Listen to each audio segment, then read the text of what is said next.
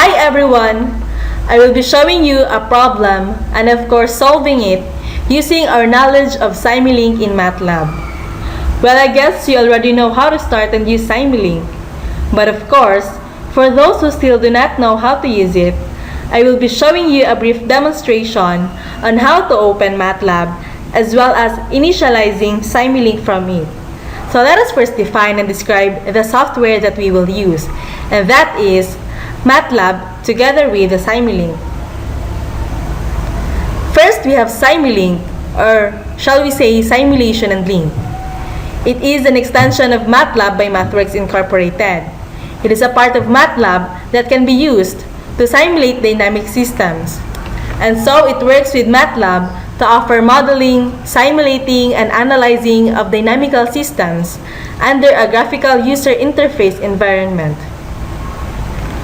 Here, the construction of a model is simplified with click and drag mouse operations. Finally, we have MATLAB, or Matrix Laboratory. It is a technical computing environment for high-performance numeric computation and visualization. So getting started, consider this problem. A system has a gain of 20 and a time constant of 5. Plot the response of the system with 10 time units in a single graph to a unit step change. As we can notice, all the given in order to solve this problem are stated.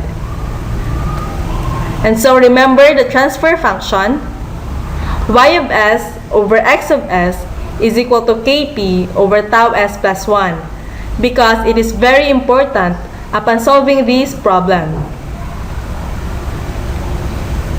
In general, transfer function relates two variables in a physical process. It completely describes the dynamic characteristics of the system.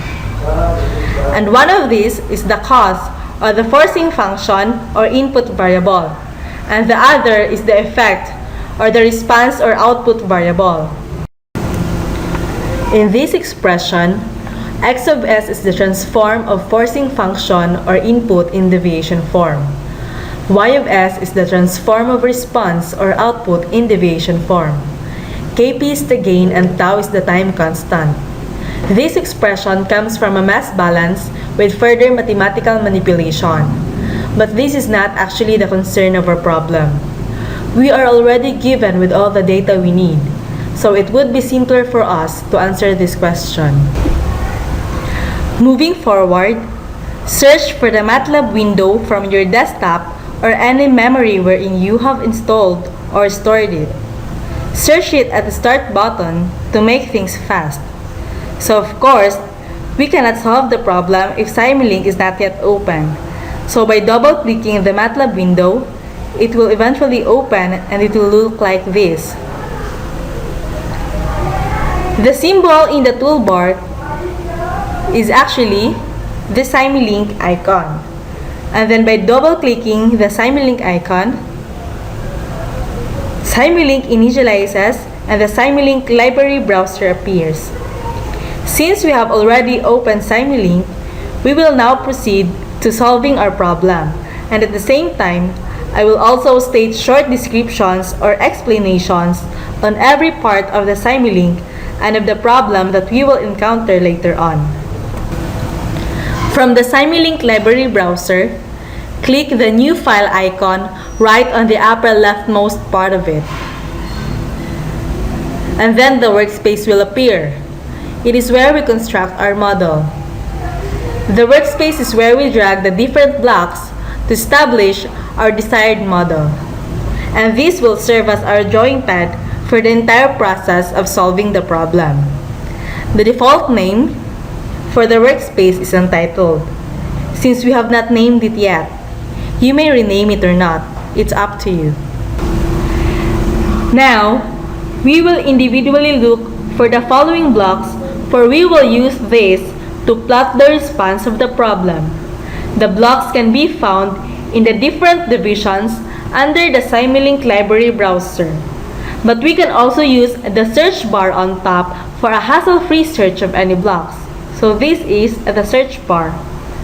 Since we are asked to solve for the plot of the unit step, we have to look for the corresponding blocks that represent the step, the transfer function, and the scope. So from the Simulink library browser, we have step found in sources. As you can see, step is found at the lower right side of the block set. So you just drag step towards the workspace. As simple as that. Next, we have transfer function found in continuous. And then drag it again towards the workspace. As you can notice, the transfer function block has a default form of first order in the denominator, which is s plus 1. You may specify different order for the numerator and the denominator by entering the coefficients associated with the polynomials. And finally, we search for the scope and is found in commonly used blocks. So this one, drag it again to the workspace. Remember, if you can hardly find the blocks that you need, you can use the search bar on top of the Simulink library browser for an easy and hassle-free searching. We may enlarge the blocks if we want, as well as rearranging them.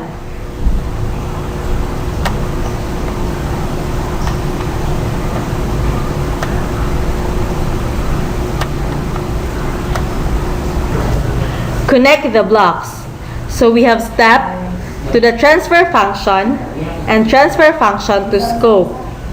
We can connect them by manually clicking the end of each block to the ends of the other blocks. So we have this one.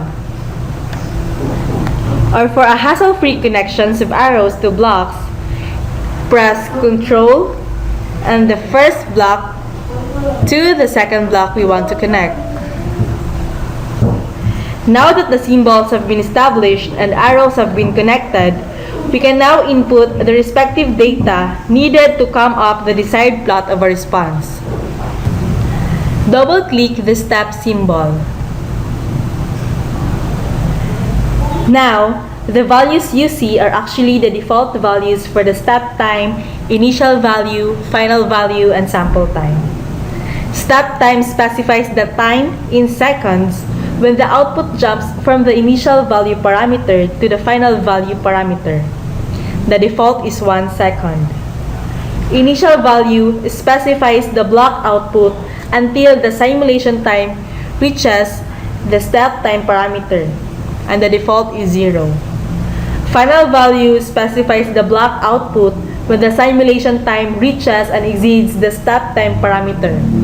The default is 1. Sample time specifies the sample rate of step. Moving on, type 0 on the step time.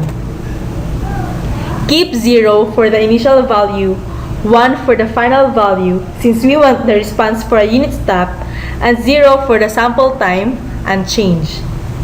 Click OK so the program will recognize your inputs. Double-clicking each block enables us to input the desired values we need to solve any problems. After that, double-click the transfer function symbol. And what you see again are the default values. Then type the corresponding coefficients of the numerator and the denominator. We have 20 for the numerator coefficient.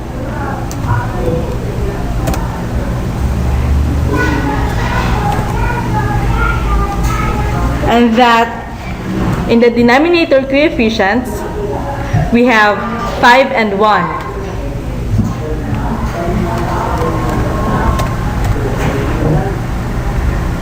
Five there is our time constant or tau, since we have a transfer function in the form kp over tau s plus 1.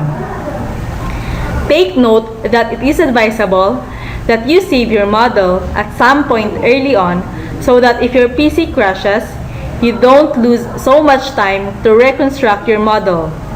To save a model, you may click on the floppy diskette icon, and then name it whatever you want. So first, we have to click Apply, and then OK. And then saving our model. I'll name it with my initials.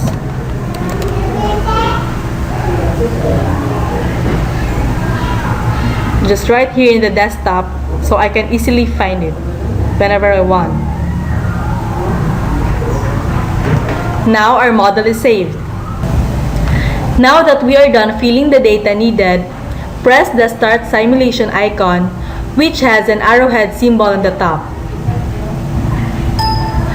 Keep the default period 10 time units beside the Start Simulation icon, since it is also the given in the problem. It actually serves as the stop time for the response of the system.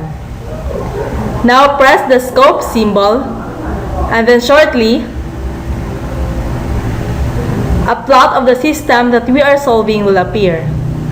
That is now the answer to our problem. This is actually a graph for the unit step, given with a gain of 20 and a time constant, or tau, which is 5.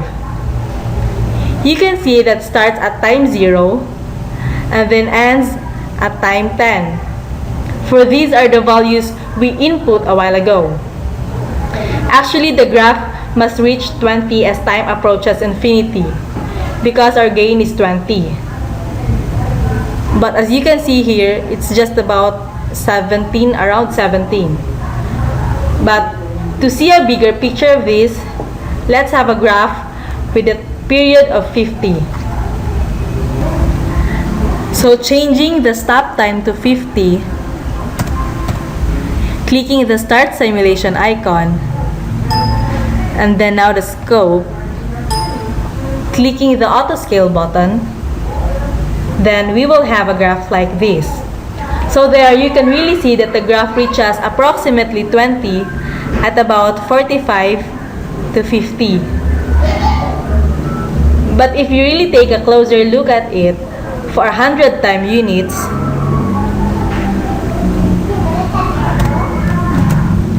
clicking the Start Simulation icon, and then again the scope, clicking the Auto Scale button, so the graph reaches approximately 20 at about 85.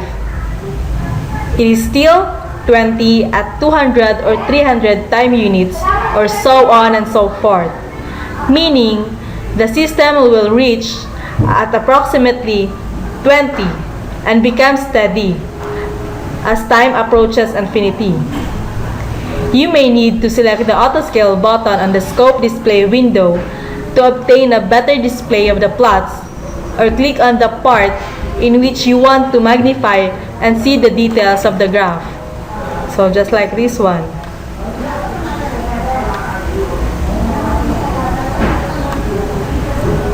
And then if you want to return to the original plot, just click on the Auto Scale button. So now the problem is solved.